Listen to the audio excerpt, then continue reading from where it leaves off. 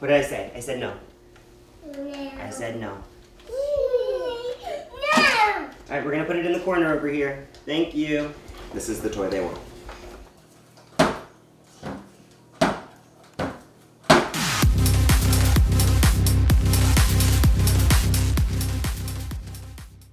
We have a full weekend ahead of us in Los Angeles. We're going for our friend's baby shower. We're having a baby girl. We're so excited. So I'm packing lots of pink. We're taking the kids with us, so this is gonna be interesting. So we recently went on a quick trip to Los Angeles. Our friends are having a baby and we were invited to their baby shower. LA is one of my favorite places. I used to live there briefly for a year and I just fell in love with the sunshine, the hikes, and the food, the overall vibe. So I was really excited to get back there. It's been a while. Hey guys, where are we going? Guys, are we going to the airport? Are we gonna go get on an airplane? So traveling these days looks a little different than it used to. For those of you who have kids, I'm sure you can relate. Ours are in their 2s. And while at 2 years old, they're extremely cute, they're also pretty terrible. Traveling with 2-year-olds is very challenging, and I don't think I can do it again for a very long time. The PTSD is real. Now, don't get me wrong, I love my kids, but the night before traveling, one of them didn't sleep at all, so I knew we had a challenge ahead of us. They love airplanes, so every time they see an airplane, they get excited. So I had that going for me. We get to the airport and the kids are having a good time. They love airplanes. Anytime they see an airplane, they get excited. So I had that working in my favor. Plus stickers. We take stickers with us everywhere these days. Stickers are my secret weapon. When we're at the airport and places like that, I feel like that's when I want to put leashes on my kids because they just want to run in every which direction. But I was always one of those people who was like, why do those people have leashes on their kids? I totally get it now, though. I'm thinking about it. I know it sounds terrible, but, you know, you gotta do what you gotta do. Being a parent is hard, and I think a lot of parents kind of put a filter on what it's like, but it's harder than it looks, and here you go. You're welcome. Shining a light on the struggles of parenthood. Benjamin, point to the airplane. Where's the airplane? Ugh, I hate airports. I hate flying. It gives me the worst anxiety. Just myself alone, my anxiety is crippling at times, especially in confined spaces where I can't leave. In addition to the anxiety I normally feel from the claustrophobia and whatnot, the confined spaces, traveling with kids, you know, you're dealing with the whispers of all the people behind you, like, oh my gosh, are they gonna do something about that crying baby? Point to the airplane. No. So before coming a parent, I was always, you know, like, oh my gosh, I'm sitting next to a kid on this flight. This is gonna be the worst experience ever. Being a parent now, I just feel so bad. I don't wanna be that person. I hate being that person. Another flight, people were like videotaping us, and I'm like, oh, this is gonna end up on a Reddit thread. Look at these gay dads failing at parenthood, and that's the last thing I want. We're doing our best. Yeah, I don't want to be that person. So it's a 6-hour flight to LA, and so far so good. You know, the kids are sleeping, but 2 hours away from LAX, Ben wakes up, and it's not good. I've got my airplane tracker screen up on the headrest, just like counting down the minutes. I'm just sitting here thinking to myself, if we just land and get off of this plane, everything will be okay. Boy, was I wrong. So we're in the baggage claim, waiting for our oversized car seats, and my husband's gone to get the car. It's taking longer than usual. You know that point when you're just like overwhelmed and you can't take anymore and your brain just turns to mush? That's where I'm at. You kind of just go into autopilot and just glaze over when kids are screaming and crying and everything's just out of your control. There's no reasoning with them. There's no communicating. It's just head bangs and temper tantrums.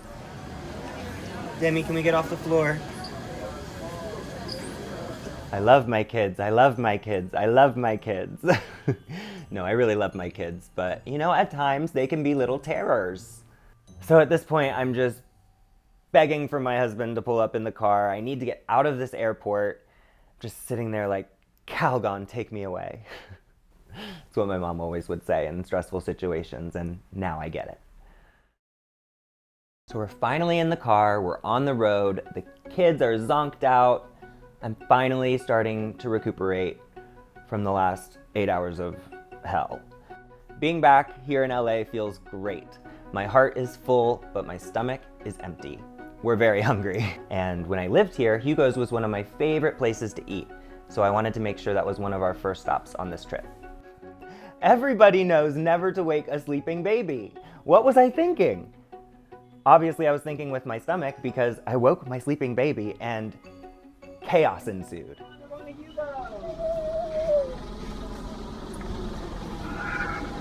Hey, let's not be grumpy. You want me to hold you?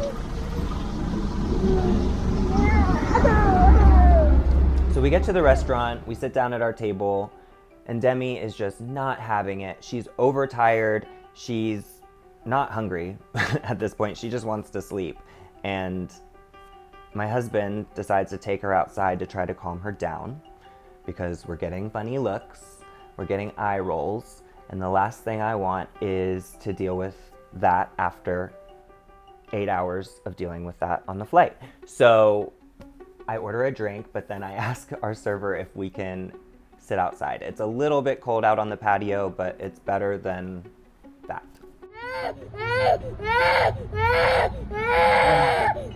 What happened? Did we wake you up from your nap and you're mad about that? She's mad about the world right now.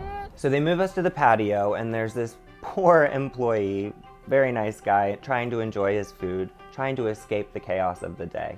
And here come the cold diamonds in full force. Okay. So we sit down and Benjamin starts to act up.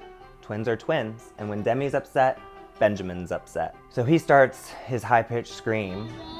Do you want to see Bubba and Demi? Sorry, sir. Bubba and Demi? Full of apologies already this trip. We're not even 2 hours in. What am I gonna do? This is not how it was supposed to be. Amidst all the chaos, the food comes out and it's glorious. It's exactly what I remember.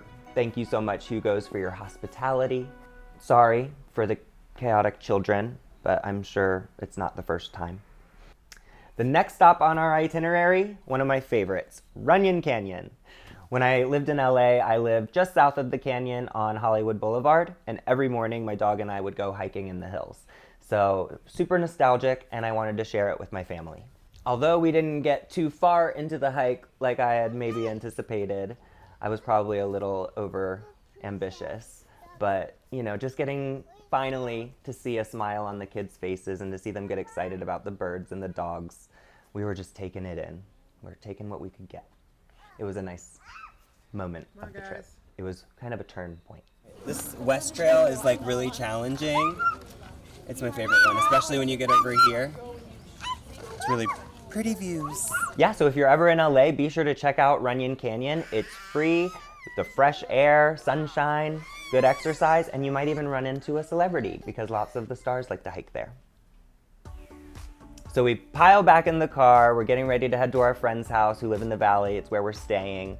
And by the way, my husband, he got us this Mercedes G-Class for the weekend. He's a huge car buff, and I can totally see why he was excited about this car. It was a really smooth ride and had a lot of power behind it too, some muscle, so it was really fun to drive. Thanks, Hubs, for letting me. So we're pulling up to the house. It's a really nice house in the valley in West Hills. Beautiful view, and our friends, they've converted the downstairs into an Airbnb, which is where we were staying. So we were really excited to finally get to our destination and to get settled in and to say hi to our friends. This is how we've been all day. Baby girl. Oh, that's your first time in LA. So after an extremely long day of traveling, we were just excited to finally be at our destination, relaxing, and we called it a night pretty early because we knew tomorrow was going to be an early start.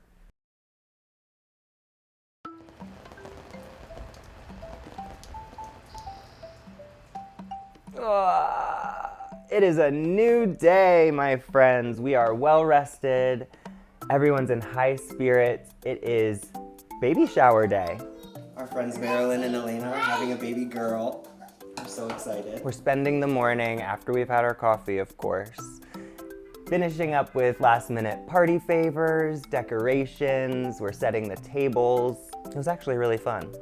We're down in their newly finished garage. They've converted it into a playroom for the new baby. And the kids are enjoying themselves. They've got lots of energy. They're smiling, they're wrestling, and having a good time. It's really nice to see compared to yesterday. However, you know, yesterday they're sad and screaming, and today they're happy and screaming. I was also assigned to put together this Fisher-Price swing. Once it was together, I couldn't keep my kids away from it. It's like a 15-pound limit, and they're both crawling onto the swing. 35 pounds each. I'm like, do not break this. Ben, what did I say? I said no. I said no. No! All right, we're gonna put it in the corner over here. Thank you. This is the toy they want.